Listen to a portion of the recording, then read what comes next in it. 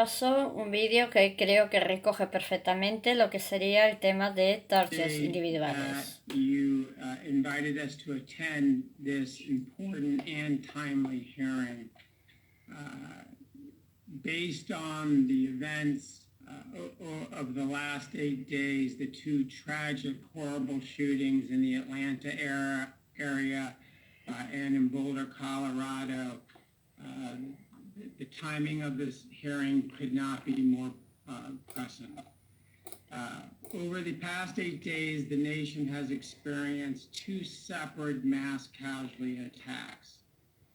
I would like to say these events were unusual, or these events were uncommon, or they were anomalies.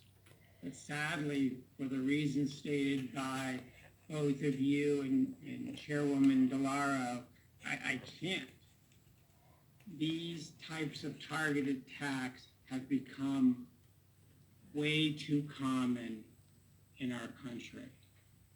And while I appear before you today as the Coordinator for Counterterrorism and Assistant Secretary for Counterterrorism and Emerging Threats at the Department of Homeland Security, the perspectives I will share with you today come from not only my current responsibilities, but also the work I've been engaged in over the past 10 years, both at the department and also outside of the department, examining mass casualty attacks, acts of targeted violence, and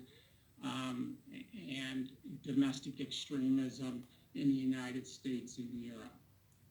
So while the motives behind the two attacks referenced earlier in the Atlanta area and in Boulder, Colorado, are still under investigation, and while the motives have yet to be clearly identified, we do know already that there are striking similarities between both of those incidents and incidents that have been experienced across the country in the past. And I will use my time to share a little bit of our perspective on the emerging, on the current threat environment and some things that the department has initiated since January 20th to address that threat. But we often hear from people after these types of incidents that they can't be prevented. They're difficult. I will tell you, as somebody who spent over 35 years in law enforcement and Homeland Security, that is just simply not true. These types of attacks can be prevented. There are things that we can do to make them less frequent. There are actually examples around the country where targeted attacks directed at schools, houses of worship have been prevented. In some cases, they've been prevented by the actions of a joint terrorism task force or another law enforcement investigation and prosecution. But there are a growing number of cases that have been prevented, or incidents that have been prevented by the actions of organizations such as those who are going to be appearing before you later today. These incidents have been prevented by the actions of mental health professionals, community groups, faith leaders. And it's those types of prevention activities that through the Office of Targeted Violence and Terrorism Prevention, we're seeking to expand upon. So over the past several years, the United States has experienced a number of targeted attacks by angry, disaffected individuals. In some cases, these individuals have been motivated by extremist ideologies or ideologies of foreign terrorist organizations. In other cases, they have been motivated by some form of personal grievance. In every case, these individuals have spent an enormous amount of time online viewing extremist, violent materials, engaging with like-minded individuals, and ultimately communicating online their intent to commit some type of violent act. In many cases, these individuals are inspired by conspiracy theories or extremist narratives that are spread online by a variety of foreign adversaries or domestic thought leaders. These attacks have targeted a cross-section of our society. People and facilities have been targeted because of their faith, their race, their gender, or ethnicity. They have targeted government facilities, law enforcement, members of Congress, as Ranking Member Fleischman referred to. They've also targeted simply places where people gather. Addressing this threat is complicated.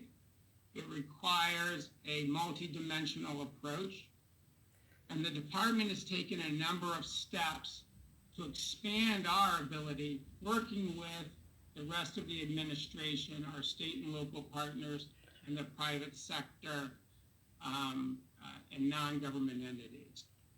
We're conducting a 60-day review of our posture. We're expanding our intelligence and analysis. We issued a bulletin under the National Terrorism Advisory System.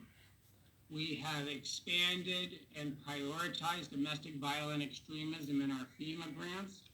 And just today, we issued a notice of funding opportunity for prevention grants that'll be awarded by the Office of Targeted Violence and Terrorism Prevention. So I look forward to answering your questions, and thank you again for the opportunity to appear before you today. Okay, thank you. Director Piccarelli, please begin your 5-minute statement. Thank you, Chairwoman Roybal Allard, Ranking Member Fleischman, and distinguished members of the subcommittee. And thank you for holding today's hearing about the Office for Targeted Violence and Terrorism Prevention, or OTVTP, and this incredibly important topic. My name is John Piccarelli, and I am the director of the office. I've served the office since December 2016 and have worked in the prevention space for over a decade. Prior to joining DHS, I established research and evaluation grant portfolios that focused on radicalization of violent extremism, trafficking in persons, and transnational organized crime at the Department of Justice. Much of that work focused on prevention. All forms of terrorism and targeted violence, as we've already heard, weaken the fabric of our society. They inject trauma, fear, mistrust, and despair into the body politic. OTVTP seeks a resilient America where communities are united and empowered to bring an end to the tragedies of targeted violence and terrorism. Building from your generous support in the last two budget cycles, OTVTP is poised to bring and scale prevention efforts nationally. But this will require continued congressional engagement and support. The office focuses on local prevention frameworks. Rooted in the public health approach to violence prevention, these frameworks address societal conditions promoting targeted violence and terrorism while offering help to individuals before they commit a crime or violence. Research shows time and again that these individuals often exhibit behavioral indicators that are best understood by those closest to the individual, such as peers, family, and friends. So OTVTP consists of 5 teams that support these local prevention frameworks. The regional prevention coordinators of our field operations team cultivate trusted partnerships among the many local stakeholders that Fijaros que lo que está diciendo es similar a lo que sería la terapia conductual, comunitario o lo que sería la comunidad, ¿vale? Aquí en teoría son formación para prevenir, pero es que se está utilizando justo para lo contrario, ¿vale? Justo lo mismo, la misma estructura, fijaros, que lo que sería la terapia asertiva o terapia comunitaria, ¿vale? Another team oversees the Targeted Violence and Terrorism Prevention Grant Program, which invests in local prevention frameworks, in specific programs that support Pero para vigilar terroristas, ¿eh? and in innovative projects that craft future prevention approaches. Last year, we worked with our partners, the Federal Emergency Management Agency, to award the full $10 million to 29 grantees in 15 states. And that included financial support. Fijaros que habla de dinero que se mueve. Prevention frameworks. This year, thanks to the support of this subcommittee, our office will double that investment in these programs to $20 million. And as Assistant Secretary Cohen, noted earlier, we just released the notice of funding opportunity for this year's competitive grant program just this morning. My office also has a team that educates society about prevention. This education team is developing a curriculum that supports the full knowledge requirements of our local partners. It is also updating our courses to better reflect the public health approach I described earlier, while also capturing the evolving threat landscape that we face today. The fourth team in our office engages national representatives of prevention stakeholders. We do this so that they understand, validate, support, and champion local prevention efforts.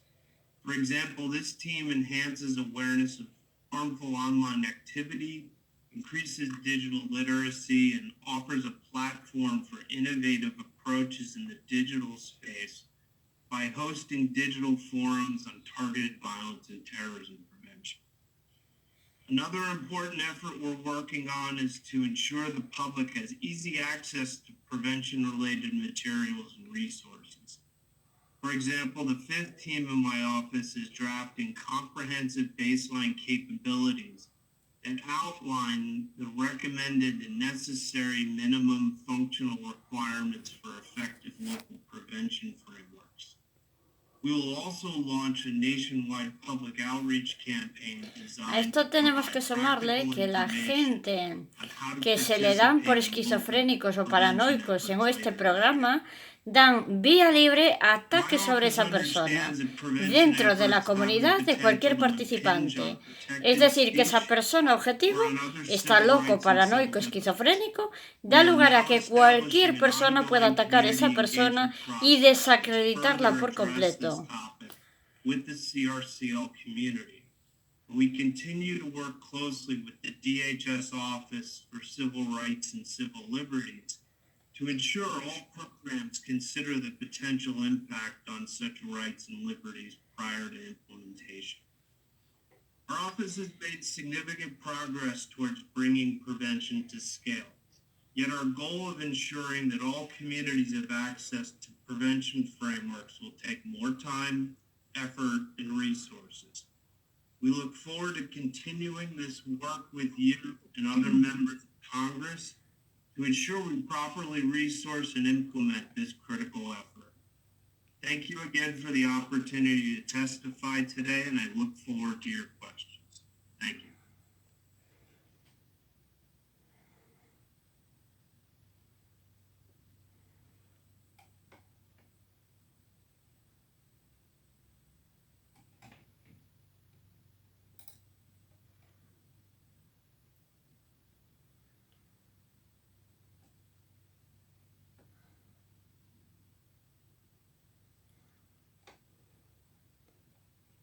Extremism, in particular, violent white supremacism, is one of the most prevalent and abhorrent of these anti-American ideologies.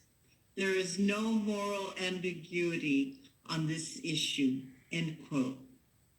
The ODNI report released last week confirms that ethnically motivated violent extremists and militia violent extremists present the most lethal threat of mass casualty attacks against civilians and government entities.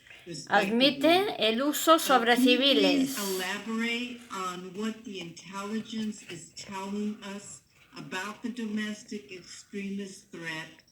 What is motivating it?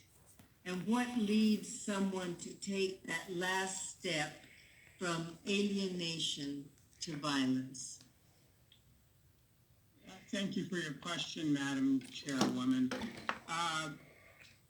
As I stated earlier, what we have experienced in this country is a growing level of violence by lone offenders or small groups of people who are inspired and motivated to violence by extremist ideologies or a combination of ideologies or some type of personal grievance.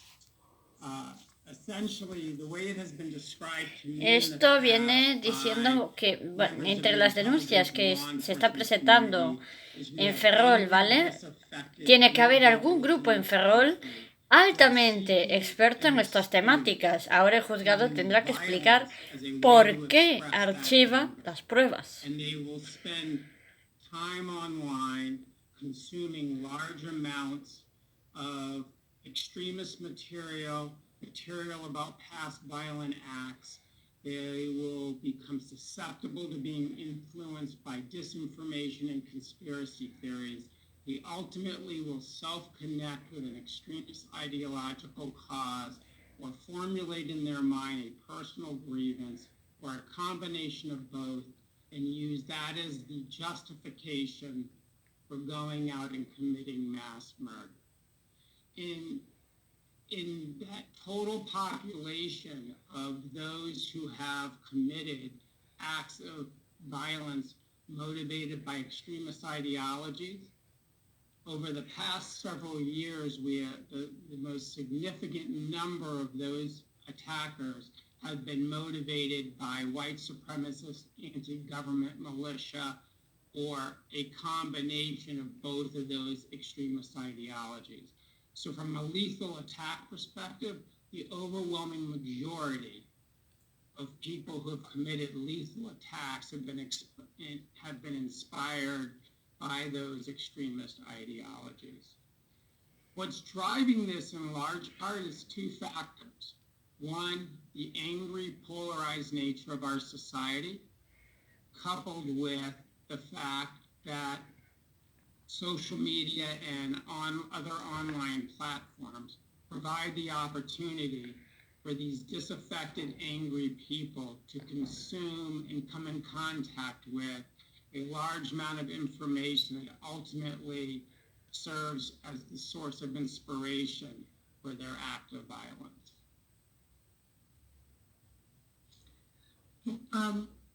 This question is both for Secretary Cohen and Director Picarelli, and Secretary, I think you touched on this a little bit.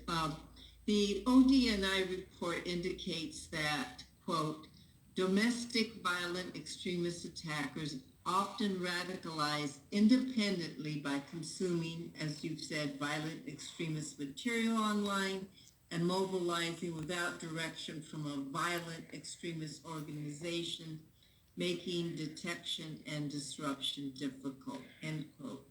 So given the centrality of the internet for spreading extremist ideology, are you working with social media companies to reduce the amount of radicalizing content? And what do you think they can, the role that they can play in countering the extremist narrative? Yes, so I will answer real quickly and then turn it over to Director Picarelli. Yes, this is a major part of our efforts, Madam Chairwoman.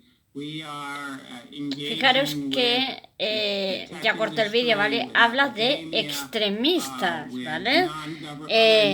A pesar de que igual en las búsquedas y en los periódicos están aburridos de hablar de las partes más extremistas de las religiones, ¿vale?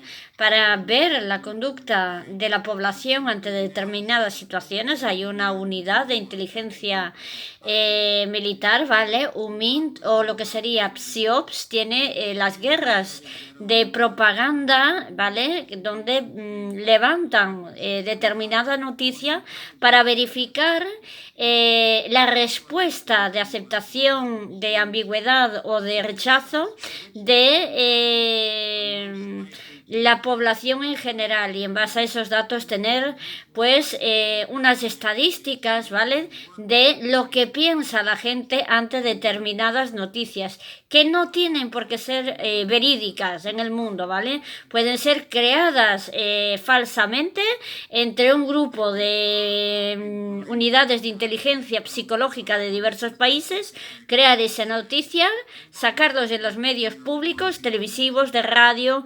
periódicos, para analizar la respuesta de la población en general, ¿vale? Aquí estamos hablando de violencia, de terrorismo, pero también en algún momento citan sobre civiles, ¿vale? Que puedan ser una molestia para el gobierno o igual para determinadas élites, como pueden ser inclusive el Vaticano y las religiones, también sería uno de esos factores, ¿vale? Y estáis viendo los medios que tienen, son impresionantes, ¿vale? Pero estamos hablando de atacar civiles, ¿vale? Y por supuesto estamos hablando de muertes, de asesinatos, de violencia dentro de lo que serían programas de gobierno, ¿vale? Aquí en España hemos, en este caso yo he informado a distintas autoridades, pero también en Europa y a Portugal, ¿vale? De lo que sería, bueno, pues ellos por supuesto tienen que conocer muy bien las tácticas de lo que sería estas técnicas de target individuales o lo que sería el famoso acoso comunitario, como estáis comprobando en este vídeo. Hace referencia a la comunidad como un sistema de vigilancia sobre individuos objetivo, ¿vale? Pero claro, lo que están diciendo a la comunidad es que la persona es violenta, loco o lo que sea. Están poniendo un dardo, una diana a una persona completamente sana para que sea atacada por el resto de la comunidad, al mismo tiempo que hace vigilancia y facilita unos datos determinados a lo que sería la persona que está gestionando todo este programa, que serían gente altamente cualificada en psicología, ya sea del ámbito de PSIOPS, la unidad de guerra psicológica militar en España, o estaríamos hablando de simples psicólogos que tengan estos conocimientos, ¿vale?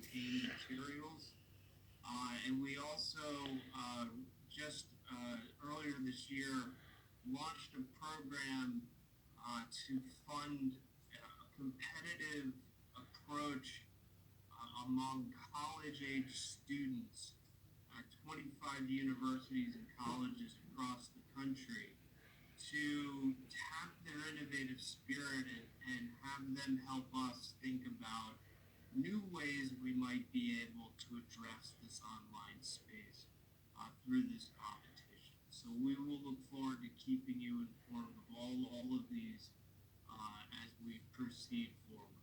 Thank you. Mr. Fleischman. Thank you, Madam Chair, Assistant Secretary Cohen and Director Piccarelli. I want to thank you again for your testimony today and for your serious attention to this issue that's facing our country. I have a few questions. In your written statement, I note with interest that combating domestic violence extremism is a national priority area for fiscal year 2021 state homeland security grants and the urban area security grants. How are you working with states and localities to best identify practices or effective and competent groups of partner with in order to craft a successful grant application and, more importantly, implement a successful program with the grant funds. I'm going to ask for a follow-up if I may. Fijaros que habla de dinero público, ¿vale? Red comunitaria, la red que se financia con dinero público son administrativos, funcionarios del Estado, ¿vale? Y está hablando de dinero público. Thank you, Ranking Member, for the question.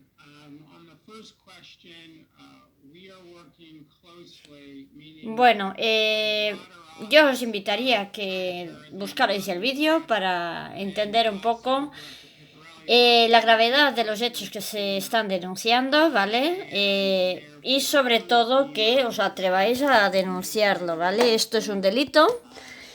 Al estar el Estado implicado, bueno, pues os podéis imaginar que no se van a recoger esas denuncias, os van a poner dificultades, ¿vale?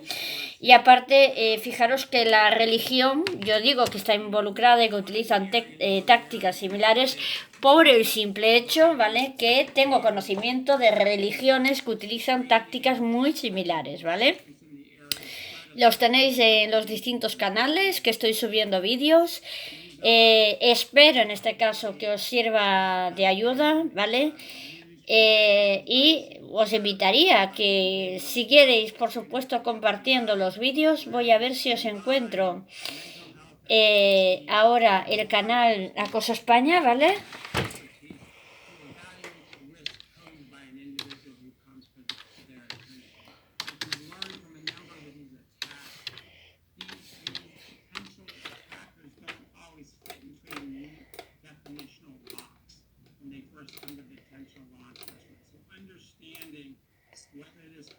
Represents a risk of violence is critically important.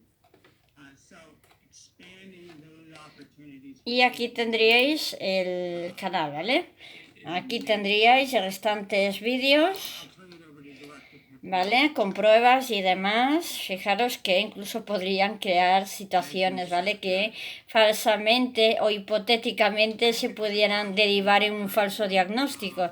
Estáis viendo que esto, junto con todos los datos que se está presentando, es inaudito, pero bueno, inaudito para la población general, ¿vale? Como puedo ser en este caso yo, antes de que me pasara todo esto, nunca se me ocurriría buscar información de esta índole, ¿vale? Simplemente me han metido en un agujero dentro de un tambor con un montón de situaciones que eran irrisorias y finalmente logré encontrar todos esos documentos que demuestran que están utilizando esto de forma completamente ilegal, ¿vale? En este canal vais a encontrar otra información, ¿vale? Y creo que son sumamente importantes, ¿vale? Un saludo y hasta el siguiente vídeo.